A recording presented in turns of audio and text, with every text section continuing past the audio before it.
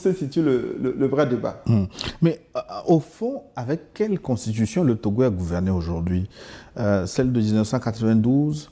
Sommes-nous dans la 5e République ou dans la 4e? Parce que je peux même rapporter cette question à l'actualité, parce que le gouvernement Dogbe a démissionné. À quoi doivent s'attendre les Togolais aujourd'hui? À la nomination d'un président du Conseil des ministres ou d'un Premier ministre intérimaire ou un pays sans Premier ministre? Que va-t-il se passer? Aujourd'hui, la constitution en vigueur, c'est la constitution de la 5e République. C'est la constitution votée le 19 avril en deuxième lecture, promulguée le 6 mai et que les Togolais connaissent. C'est cette constitution elle-même, dans ses dispositions transitoires, notamment l'article 97, qui donne des indications sur la manière dont la phase de transition va se dérouler. C'est cette constitution. Vous savez, pendant le débat sur la réforme constitutionnelle, j'ai entendu certains frères et sœurs togolais avancer des arguments juridiques qui ne tenaient pas. Certains d'entre eux, je les ai appelés, je leur ai dit non. Vous savez, au-delà d'être des acteurs politiques, quand vous êtes professeur d'université, vous avez un devoir de modèle, de référence.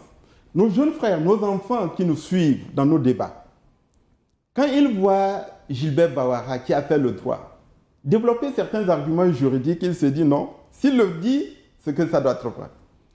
S'ils voient le professeur Wolou développer un certain nombre d'arguments, ils se disent non, Wolou, s'il le dit en tant que professeur de droit, ça doit être vrai. Alors faisons attention. Quand je vois ma sœur, ma grande sœur, Madame Adjamabo, qui s'époumonne pour dire que non, les élections se sont tenues avant la promulgation de l'actuelle constitution, donc l'Assemblée nationale fonctionnera sur la base de l'ancienne constitution. J'ai dit, ma sœur Adjamabo, vous avez été enseignant en droit. Si vous deviez vous retrouver devant des étudiants et qu'ils vous posent une question juridique et scientifique, qu'est-ce que vous allez dire? Vous allez leur dire, je vais aller chercher dans les dispositions transitoires de la Constitution du 6 mai et vous dire s'il y a des dispositions transitoires qui règlent ce problème.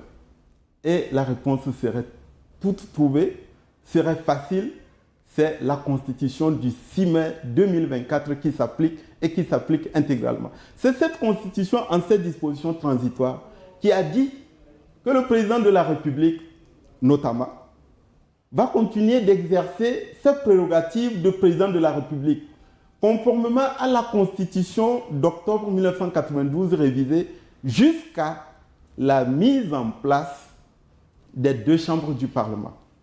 C'est l'article 97 qui le dit. 97-98. Aujourd'hui, la logique, c'est que les conseils régionaux ont été élus. Les députés ont été élus. L'Assemblée nationale vient de s'installer. Bientôt, elle va adopter son règlement intérieur et mettre en place son bureau définitif. Parce qu'aujourd'hui, c'est le bureau de droit, c'est le bureau d'âge. Les conseillers régionaux vont s'ajouter aux conseillers municipaux pour élire les 2/3 des sénateurs. Le président de la République actuel, conformément à la Constitution de 1992, combiné avec l'article 97 de l'actuelle Constitution, va désigner 1/3 des sénateurs. Ce qui signifie que le Sénat pourra se mettre en place.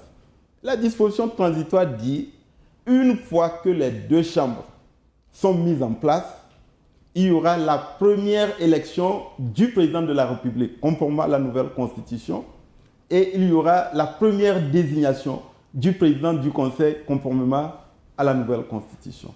Alors, je voudrais vraiment profiter. Nous avons quand même un devoir de pédagogie, de sensibilisation. Au-delà de